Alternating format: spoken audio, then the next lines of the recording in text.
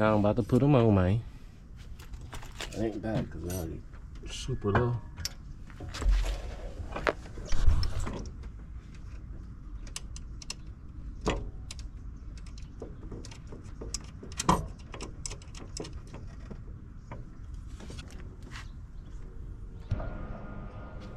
All right, so I got these tighten up at the top. Bam. You feel me? Those on there. And I like that the cover still fits because I can keep it low key, you know what I'm saying? So that's on there. So that's on there.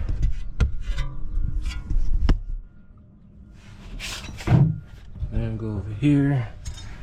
I'm gonna do the sway bar last when I do the other side because then both sides will be able to go up. But that's on there. I'll put that bolt back on there.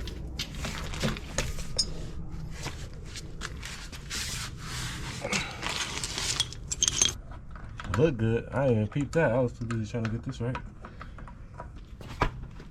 Yeah, look good. Damn, that looks good.